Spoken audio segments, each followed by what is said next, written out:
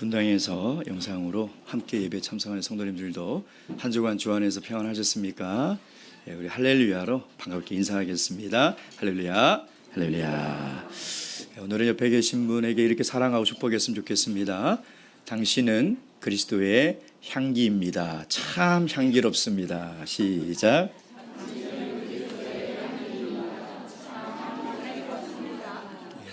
냄새가 나나요? 향기가 나나요? 예. 오늘 우리 그리스도의 향기가 온 교회에 이렇게 퍼지는 그런 안식일 되길 바랍니다. 예수 그리스도의 이름으로 하나님의 말씀 증거하도록 하겠습니다. 사도행전 9장 31절 말씀. 오늘 우리에게 주신 이 계시의 말씀을 통하여 우리 교회와 우리 삶을 향한 하나님의 살아있는 음성과 뜻을 다 듣고 깨달을 수 있도록 우리에게 주신 말씀으로 믿고 이 말씀 한 목소리로 봉독하도록 하겠습니다. 31절 시작. 그리하여 온 유대와 갈릴리와 사마리아 교회가 평안하여 든든히 서가고 주를 경외함과 성령의 위로로 진행하여 수가 더 많아지니라. 아멘. 제가 신학을 할 때 교회 성장학이라는 과목이 있었습니다. 임영기 장로님께서 수업을 하셨는데요. 한 20여 년 전 제 노트를 꺼내서 최근에 좀 읽어보니까 교회 성장에서 대해서 제가 이렇게 정리를 해놨더라고요. 교회가 성장할 때 그 교회가 가지는 특징이 세 가지가 있다.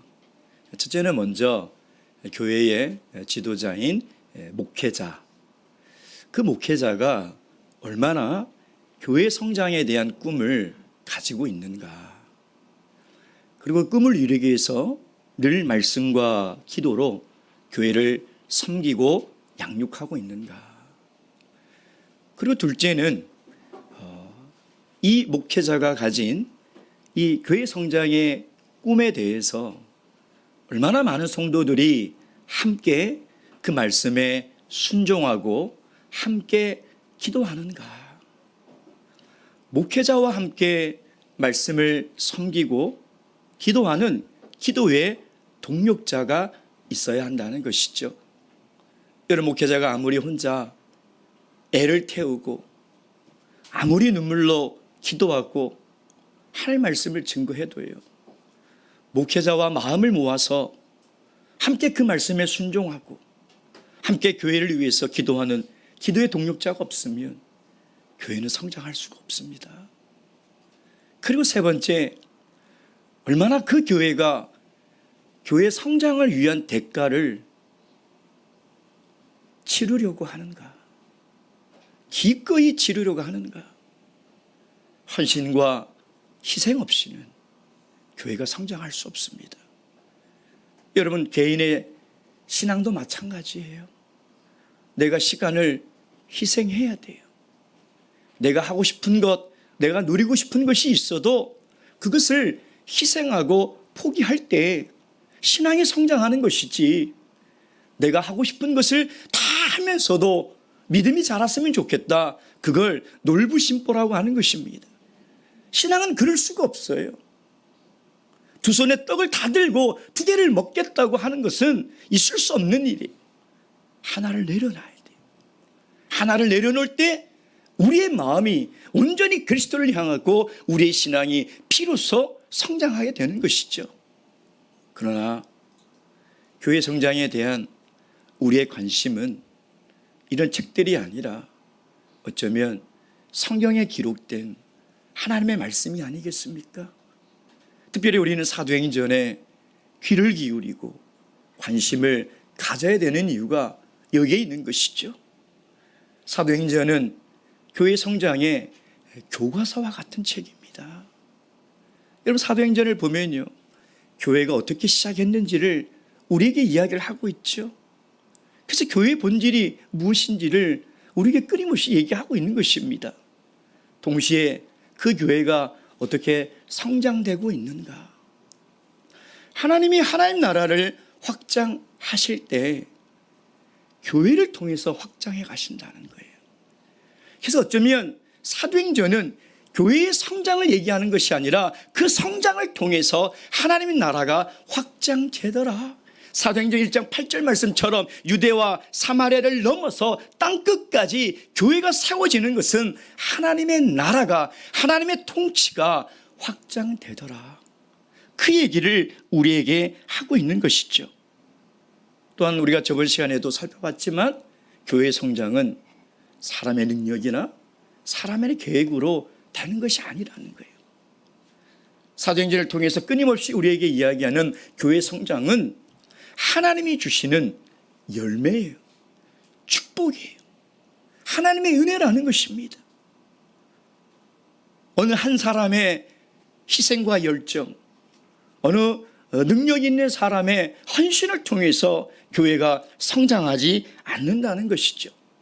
교회가 세워지자마자 처음 누가 교회를 소개할 때 사도행전 2장 42절부터 47절까지 보면요, 누가가 처음 오순절 성령으로 세워진 그 교회에 대해서 교회가 무엇인지를 소개하는데 어떻게 소개하고 있어요? 날마다 사도들의 가르침을 받고 각 사람의 것을 모아 필요에 따라 나눠주고 날마다 집에 모여 떡을 떼며 함께 교제하고 백성들의 칭송을 받으니 주께서 날마다 믿는 자를 더해 주셨다. 이렇게 이야기를 하고 있다는 거예요. 이것이 교회라고 우리에게 이야기하고 있다는 거예요. 사도의 가르침을 받고 또 성도들이 한 마음으로 합심하여 교제하고 기도하고 하나님의 말씀에 순종하여 해야 될 기본적인 신앙생활을 다 할 때 주님께서 믿는 자를 날마다 더해 주셨다는 거예요. 교회 성장의 주체는 예수 그리스도라는 것입니다. 그들이 교회 성장을 위해서 노력하고 그들이 교회 성장을 위해서 꿈을 꿨지만 교회를 자라나게 하시고 교회를 성장하게 하시는 것은 하나님이라는 것을 이야기하고 있다는 것이죠. 그래서 우리가 교회 성장을 위한 꿈도 필요하고 계획도 필요하고 실천도 필요하지만 무엇보다도 우리가 하나님 말씀에 순종해야 돼요. 그리고 함께 기도해야 한다는 것입니다. 우리가 기본적인 신앙생활을 성실히 할 때 하나님께서 그 모습을 보고 교회 성장에 열매를 주시는 거예요. 그 축복과 은혜를 우리 교회를 통해서 경험하게 하신다는 것이죠. 교회는 절대 사람의 능력으로 성장되는 것이 아닙니다. 교회는 어떤 프로그램을 통해서 성장되는 것이 아니라는 것이에요. 오직 하나님의 은혜와 하나님의 능력으로 성장하는 곳이라는 것입니다. 바라옵기는 오늘 이 시간 주님께 주신 이 말씀을 통하여 우리 모든 성도님들이 기본적인 신앙생활에 신실하고 충실히 행하실 때 하나님이 우리 교회를 통하여 교회 성장의 열매를 주실 것을 믿는 믿음의 시간이 되기를 주님의 이름으로 축원드립니다. 자, 첫 번째 이 말씀을 통해서 하나님께서 우리에게 주시는 교회가 무엇인가? 다시 31절 말씀. 그리하여 온 유대와 갈릴리와 사마리아와 교회가 평안하여. 우리가 먼저 믿어야 될 것은 교회가 하나라는 것입니다. 사도행전 강의를 시작하면서 제가 이런 말씀을 드렸습니다. 교회에 대한 이해와 정의가 너무나 많아요. 교회 안에서나 교회 밖에서나. 근데 그것이 정답이 아닙니다. 교회가 어떤 곳인가? 성경의 가르침을 믿어야 한다는 것이죠. 왜? 성경은 교회가 무엇이며 교회의 본질이 무엇이고 교회가 무슨 일을 하는 곳이라는 것을 우리에게 끊임없이 이야기하고 있다는 것이죠. 오늘 우리가 함께 읽은 이 31절은 이 누가가 사도교회의 초기에 일어났던 일들에 대한 결론이에요. 이제 이 9장까지 마지막 이 사도교회가 2장부터 생겨나서 지금까지 어떻게 이루어졌는데 그 이루어진 모든 이야기의 결론을 이 한 구절로 딱 삽입하고 있는 거예요. 그리고 이어서 전혀 다른 이야기를 우리에게 소개하고 있다는 거예요. 근데 여러분, 지금 이 사도 바울의 회심은 사도행전의 가장 중요한 세 가지 사건 중에 하나라고 말씀을 드렸죠. 오순절 성령 강림 사건, 다메섹에서 회심 사건. 이거는 사도행전뿐만 아니라 우리 교회 전 역사에 있어서 가장 중요한 사건입니다. 근데 이 사건 전에 어떤 일이 있었죠? 사도행전 8장에 보면 기억을 거슬러 올라가면, 그래도 기억이 안 나시죠? 예. 사마리아에서 베드로가 사역하는 얘기 나오잖아요. 그 마술사 시몬 얘기가 나오지 않습니까? 이어서 빌립이 에디오피아 내시를 전도하는 내용이 나오고, 그리고 지금 이 사울의 이야기가 등장을 합니다. 먼저 이것을 등장을 하죠. 근데 우리가 알다시피 다메섹에서 부활하신 예수님을 만났죠. 그리고 물과 성령으로 거듭나 주님의 택한 그릇으로 살아가겠다고 다짐했어요. 그래서 다메섹에서 그가 눈을 뜨자마자 복음을 증거했는데 유대인들이 그를 죽이려고 하는 거예요. 그래서 다메섹에서 떠나 아라비아 강야로 피신을 가서 거기서 3년을 보냈습니다. 3년이 지난 이후에 예루살렘으로 올라오죠. 왜? 제자들과 교제하기 위해서. 그래서 제가 신앙생활함에 있어서 성도들 간의 교제가 없는, 교회는 하나님의 교제 안에 있는 거예요. 이 교제가 얼마나 중요한데, 함께 삶을 나누는 것이 이게 신앙의 실체라는 거예요. 근데 올라왔는데 어떻게 해요? 그들이 다 두려워서 사울을 그리스도인으로 인정하지 않죠. 그래서 바나바가 보증을 쓰고 소개를 하지 않습니까? 그리고 그들과 교제를 하자마자 다시 예루살렘에서 복음을 전합니다. 그게 15일이죠. 근데 또 복음을 전하니까 헬라파 유대인들이 사울을 죽이려고 하죠. 그래서 교회가 이 사울을 어디로 보냅니까? 고향인 다소로 보냅니다. 여기 보면 피난 갔다, 도망갔다 이렇게 표현하고 있지 않았어요. 다소로 보내니라, 파송한 거예요. 다소로 보낸 것이죠. 거기서 적어도 최소 10년에서 13년을 있었어요. 그 내용의 지금 결론을 우리에게 이야기하고 있는 건데, 다시 31절을 읽겠습니다. 시작. 그리하여 온 유대와 갈릴리와 사마리아 교회가 평안하여 든든히 서가고 주를 경외함과 성령의 위로로 진행하여 수가 더 많아지니라. 바울 사도가 사라진 지 10여 년이 지난 이 사라진 이 시간, 이 감춰진 이 시간에 하나님께서는 놀라운 교회 성장의 원리를 우리에게 이야기하고 있는 거예요. 절대 짧은 시간이 아니죠. 사울이 정말 절대적으로 필요한 시기고, 그가 복음을 전해야 되는 그 시기에 사울은 사라졌지만, 숨겨졌지만, 우리는 인간적으로 생각할 때 야, 이제 어떻게 하나라고 생각할 수 있지만, 그 사라진 긴 시간을 통해서 하나님께서 우리에게 이야기하는 정말 중요한 교회 성장의 원리를 이야기하고 있다는 거예요. 여러분, 이 기간 동안 어떤 일이 일어났다고 그랬어요? 유대와 심지어 갈릴리는 아예 갈릴리에서 어떤 일이 일어나는지 언급도 하지 않았잖아요. 근데 갈릴리와 사마리아까지 교회가 세워졌다. 다시 얘기하면 팔레스타인 전역에 교회가 세워졌다는 것입니다. 근데 정말 흥미로운 것은요, 누가가 팔레스타인 전역에 수많은 교회가 세워졌지만 그 교회를 하나의 교회로 우리에게 소개하고 있다는 거예요. 다시 31절 말씀. 그리하여 온 유대와 갈릴리와 사마리아 교회가. 여러분, 교회가 전역에 세워졌으니 얼마나 많은 교회들이 세워졌겠냐 이 말이에요. 근데 원문에 봐도 단수로 쓰고 있어요. 하나의 교회가 세워졌다는 거예요. 온 지역에 교회들이 세워진 것이 아니라 교회가 세워졌다는 거예요. 이것은 무엇을 얘기합니까? 교회가 전 세계에 아무리 편만이 증거되고 교회가 세워지더라도 주님이 세운 교회는 하나라는 거예요. 하나로 연결되어 있다는 거예요. 서울에 있는 교회나 부산에 있는 교회나 일본에 있는 교회나 저 미국, 아프리카, 캐나다에 있는 그 거리적으로 아무리 멀리 떨어져 있는 교회라 할지라도 교회는 하나라는 거예요. 여러분, 교회가 각 지역에 막 세워져서 저마다 다른 교회들로 세워진다면 이건 이미 교회가 아닌 거예요. 교회는 반드시 하나임을 믿어야 한다는 거예요.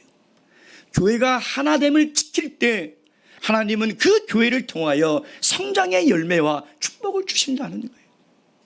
얼마 전에 연총 주제 설교할 때도 말씀을 드렸지만 하나님은 우리에게 교회를 주실 때 하나의 교회를 주셨어요. 그것이 우리에게 주신 교회의 본질이며 교회의 특성입니다.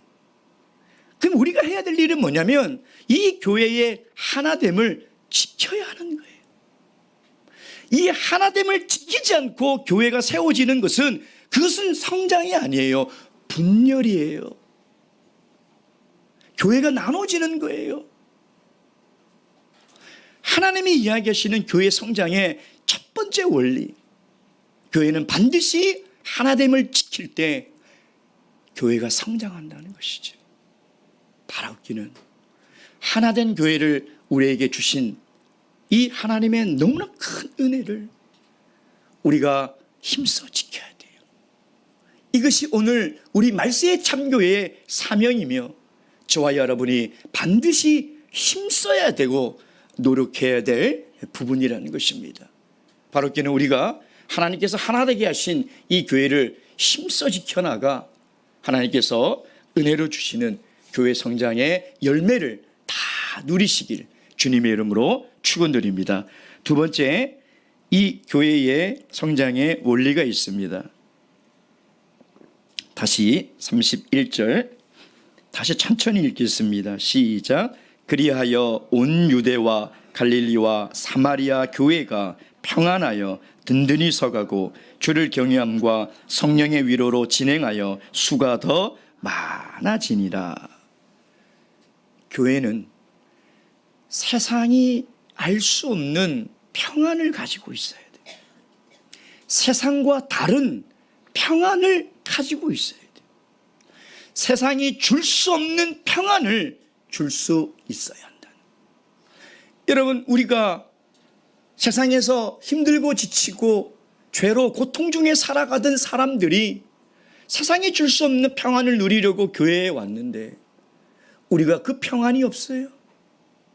사람의 위로는 있고 사람의 격려는 있고 사람의 도움은 있는데 주님이 주시는 위로가 없어요. 주님이 주시는 평안이, 격려가 없다는 거예요. 여러분, 오늘 이 본문에 그리하여 온 유대와 갈릴리와 사마리아 교회가 평안하여. 평안이라는 것은 모든 것이 고요하고 잠잠하고 평온한 상태예요. 근데 그 당시 사독교회가 처해 있는 이 환경과는 너무나 어울리지 않는, 너무나 대조적인 말이라는 것이죠. 여러분, 사독교회는 지금 우리가 상상할 수도 없는 핍박과 고난에 둘러싸여 있지 않습니까? 그리고 교회 내부적으로도 헬라파 유대인과 히브리파 유대인들의 다툼, 또 아나니아 삽비라의 문제, 이미 교회는 세워지자마자 그 누룩들이, 죄들이 이미 교회 안에 들어와서요, 교회를 힘들게 하고 있지 않았습니까? 인간적으로 생각해 보면 어떻게 이런 환경 속에서 교회가 성장할 수 있을까? 어쩌면 목숨만 지키고 교회 그냥 갔다 왔다 하는 그 신앙만 지키는 것도 불가능한 상태예요. 근데 이런 상태에서 어떻게 교회가 평안하여 든든히 세워져 나가고 믿는 자의 수가 날마다 증가할 수 있냐, 이 말이에요. 목숨 지키기도 힘들고 믿음 지키기도 힘든 그런 현실인데요. 그래서 오늘 여기에 평안하다는 이 사도교회가 가진 이 평안의 의미와 평안의 비밀을 우리가 반드시 배워야 한다는 것입니다. 여러분, 성경에서 이야기하는 평안하다는 것은요, 아무 일도 일어나지 않고 힘든 일도 없고 골치 아플도 없는 그런 상태를 이야기하는 게 아닙니다.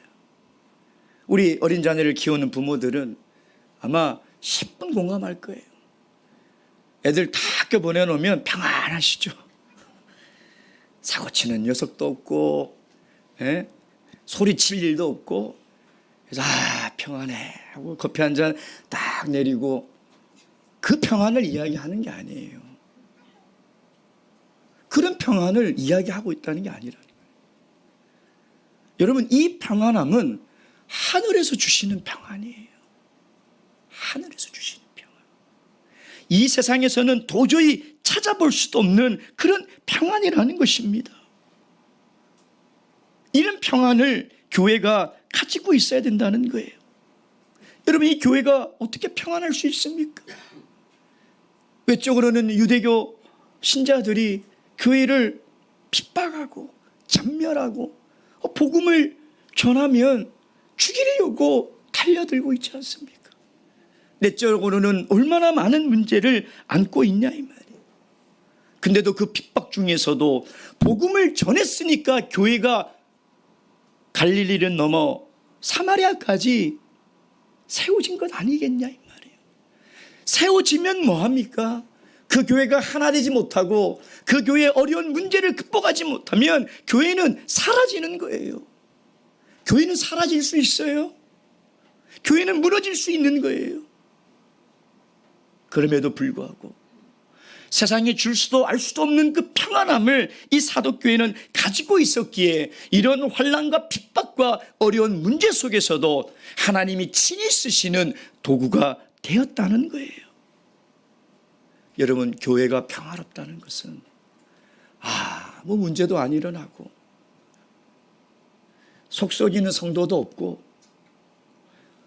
외부에서 핍박과 박해가 없는 그런 상태를 이야기하는 것이 아니에요.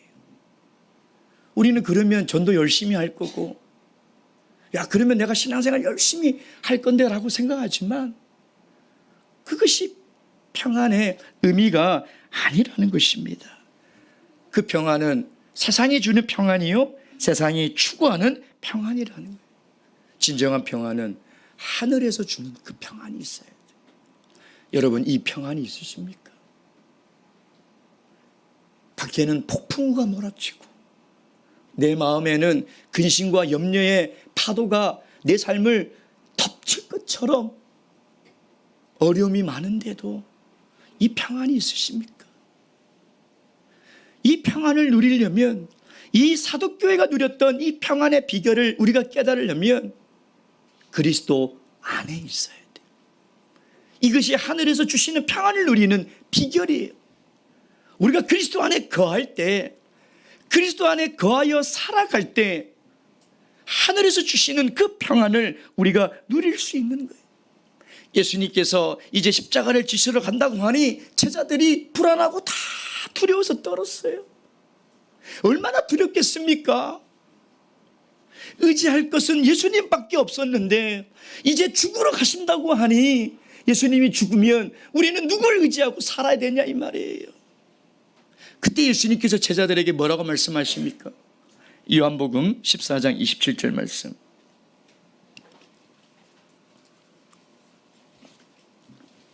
요한복음 14장 27절 말씀입니다. 요한복음 14장 27절 다 함께 읽겠습니다. 시작. 평안을 너희에게 끼치노니 곧 나의 평안을 너희에게 주노라. 내가 너희에게 주는 것은 세상이 주는 것과 같지 아니하니라. 너희는 마음에 근심하지도 말고 두려워하지도 말라. 아멘. 환난과 핍박과 여러 가지 어려운 문제 속에서도 믿음을 지키고, 믿음을 지킬 뿐만 아니라 복음을 전할 수 있는 그 비결은 주님이 주시는 평안을 가지고 있어야 돼요. 하늘에서 주시는 신령한 평안을 우리가 가지고 있어야 된다는 것입니다. 그 비결은 고난과 십자가를 이기고 승리하신 예수 그리스도 안에 거하며 살아가는 거예요. 그분 안에 거할 때 세상은 요동치고 파도치고 우리를 힘들게 할지라도 그 안은 잠잠한 거예요. 그 속은 평안한 거예요. 그 속은 너무나 평온한 거예요. 6.25 전쟁 때 종훈 기자가 찍은 사진 한 장이 있습니다. 아마 많은 분들이 보셨을 거예요. 전쟁으로 온 나라가 다 폐허가 되고 아직 전쟁이 끝나지 않아 포탄과 총알이 빗발치는데도요, 갓난아기가 그 엄마의 품속에서 아주 평온한 얼굴로 근심도 걱정도 두려움도 없이 그 자고 있는 모습, 그게 하늘에서 주시는 평안을 누리며 살아가는 성도의 모습이에요. 그것이 그리스도 안에 거하며 살아가는 성도의 모습이라는 것입니다. 근데 사탄이 교회가 평안하고 우리 마음에 그 신령한 하늘의 평안을 누리는 것을 가만히 두지 않는 거예요. 그래서 교회의 그 평안을 자꾸 깨려고 그러죠. 서로 다투게 합니다. 여러분, 의견이 다른 것은 다른 거예요. 내 생각이 다르고 저 사람의 생각이 다를 수 있죠. 그것이 신앙에 벗어나는 의견이 아니라면 우리가 다 수용해야 되죠. 다 귀 기울여 들을 수 있어야 돼요. 나와 다르다고 미워하고 배격하면 우리가 어떻게 평안을 누릴 수 있겠습니까? 그래서 마귀가 제일 잘 쓰는 게 뭐냐면 그렇게 분열하는 거예요. 분열.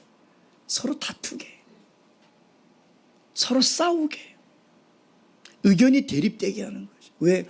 여기에 고집 없는 사람 한 사람도 없고 자기 주장 뜻 없는 사람 한 사람도 없어요. 없잖아요. 다 있잖아요. 우리 아동부라고 없겠습니까? 우리 어르신들이라고 없겠냐 이 말이에요. 다 가지고 있어요. 그래서 마귀는 그걸 이용하는 거예요. 그 교회가 그 평안이 깨어져 버리면 어떻게 되느냐?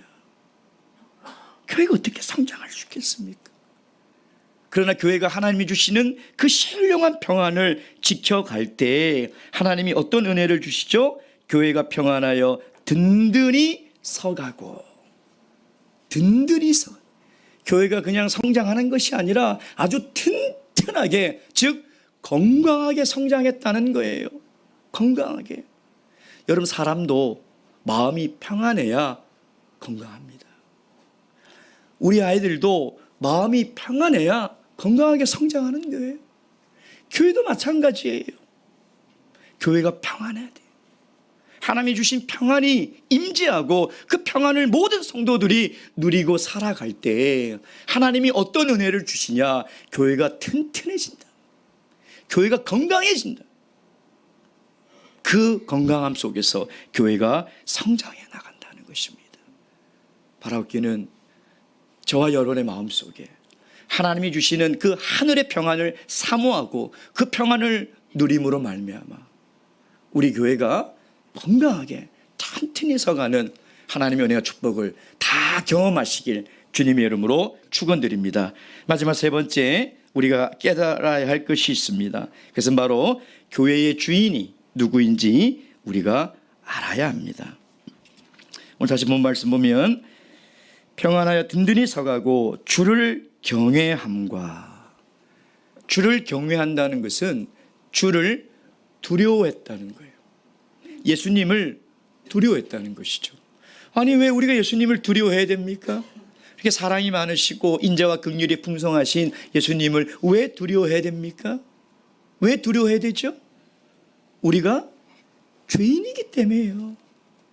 여러분, 우리가 여전히 일주일 동안 어마어마한 죄를 짓고 이 자리에 온다는 것을 잊어서는 안 돼요, 여러분.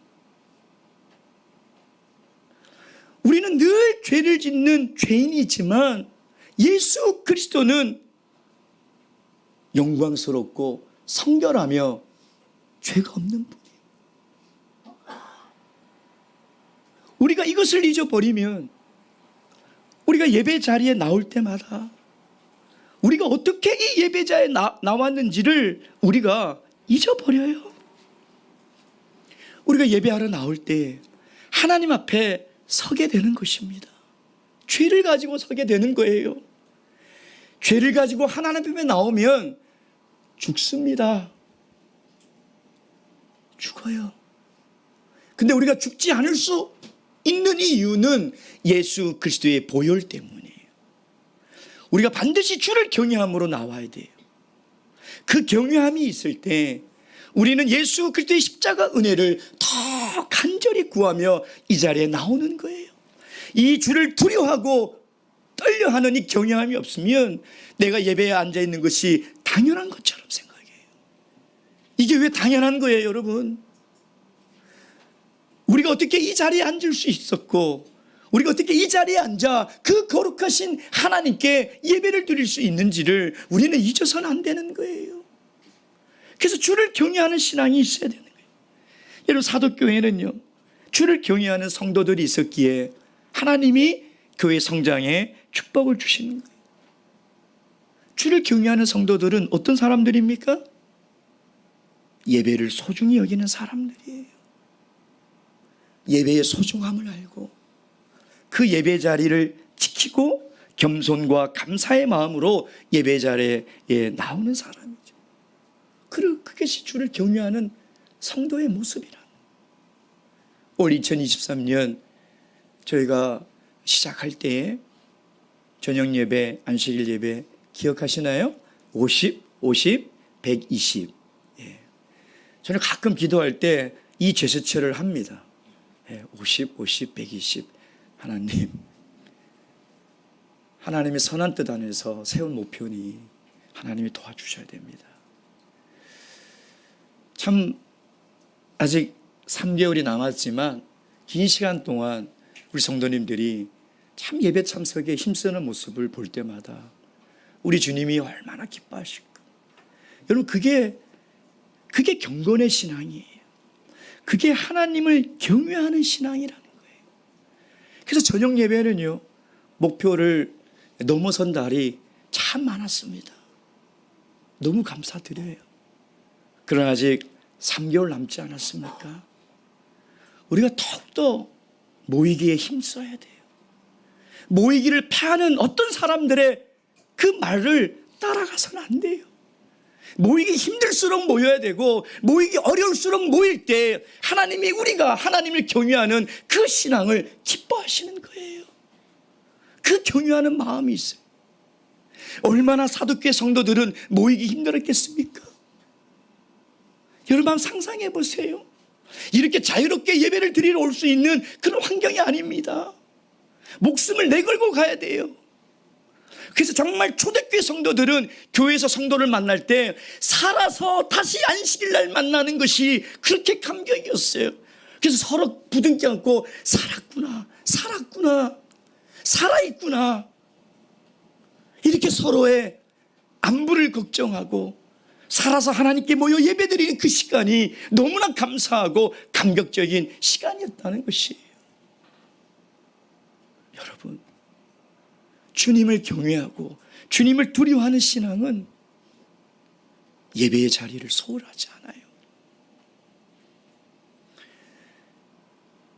어느 한 성도님이 그 간증을 하신 내용인데요, 대학교 교수로 계시는 분입니다.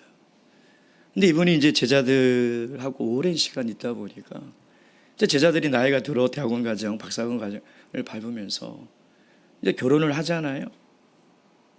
근데 이 형제님이 얘기를 했어요, 제자들에게. 너희들이 만약 나를 초대하려면 일요일 날 결혼해라. 나는 토요일 날 주도 참석 못한다. 그랬더니 제자들이 처음에는 그냥 그 말을 흘려듣고 토요일 날 결혼식을 잡은 거예요. 안 가죠. 주를 경외하는 마음이 있는데, 주님을 두려워하는 마음인데 거기를 가겠냐 이 말이에요. 한 번, 두 번 안 가니까 제자들이 안 거예요. 아, 우리 교수님은 토요일 날은 안 오시는구나. 그래서 모든 제자들이 다 예식을 일요일 날 잡아요. 얼마 전에 한 제자가 결혼을 하는데 주례를 부탁했대요. 근데 이 형제님이 그래, 내가 주례를 하겠다. 그러나 나도 너의 삶을 알아야 되고 너의 삶을 축복해야 되듯이 너도 나의 삶을 알아야 되지 않냐. 이번 9월 셋째 주례 우리 교회 영은회인데 거기 오면 내가 줄에 서줄게. 와라. 여러분, 우리가 주님을 경외하는 마음을 가진다는 것은 주님을 내 인생의 주인이라고 입술로만 우리가 주님이라고 하잖아요. 주님이라는 말은 내 인생의 주인이라는 거예요. 그걸 실천해야죠. 그 실천하는 시간이 예배 시간이에요. 이 예배 시간에 와서 내 인생의 주인이신 예수님, 내 인생을 다스려 달라는 거예요. 내 인생을 주관해 주시고 내 인생을 인도해 달라고, 그것을 내 삶으로 인정하는 시간이 예배 시간이에요. 근데 이 시간에 오지 않고 이 시간을 소홀히 하면서 우리가 어떻게 입술로 주님이라고 예배할 수 있냐 이 말이에요. 어떻게 주님을 경외한다고 우리가 예배할 수 있냐 이 말이에요. 사도교회 성도들은 그리스도를 주라 시인하며 내 인생의 주인이라고 고백하는 것을 삶으로 증명하기 위해서 그 핍박과 위험 속에서도 예배의 자리를 지키는 거예요. 자기의 자리를 지키는 거예요. 오늘 우리 모든 성도들이 이 자리에 모여 예배드리는 것은 내 인생의 주인인 그 그리스도께 내 인생의 주님이라고 고백하는 것이고 교회의 주인임을 고백하는 거예요. 교회의 주인이시죠. 이 예배를 받으실 합당한 분은 예수 그리스도밖에 없잖아요. 그것을 우리가 믿어야지 우리가 온 마음과 삶으로 그분만을 바라보며 그분께 합당한 예배를 드리는 것 아니겠습니까? 그때 하나님이 어떤 축복을 주시죠? 경외함과 성령의 위로로 진행하여. 성령의 위로가 진행이 된다. 진행이 된다는 이 원문을 보니까 매니지먼트라고 돼 있더라고요. 그 말은 뭐예요? 성령이 이끈다는 거예요. 성령이 다스리고 성령이 격려한다는 거예요. 여러분 생각해 보십시오. 우리가 가지고 있는 지혜는 늘 부족합니다. 능력도 부족하고요, 믿음도 부족하고 연약합니다. 그러나 이곳에 성령이 우리를 이끄시고 다스린다면 부족한 지혜에도 지혜를 주시고, 상처받은 마음에 성령이 위로를 주시고 격려를 주시고, 연약함에 성령이 능력을 주신다면 교회가 성장하지 않겠냐. 야, 저거 정말 성령의 능력이야. 성령의 위로를 경험하고 우리가 돌아갈 수 있다면, 안식일날 교회에 와서 성령이 하시는 말씀과 성령이 만져주는 그 위로를 우리가 다 경험하고 갈 수 있다면 교회가 얼마나 건강하겠습니까?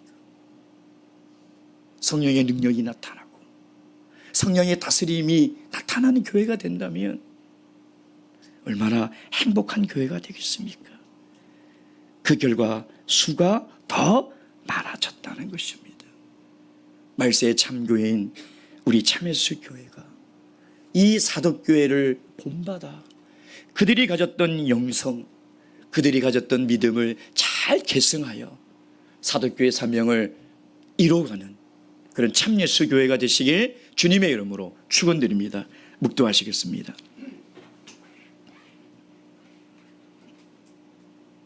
할렐루야. 아멘.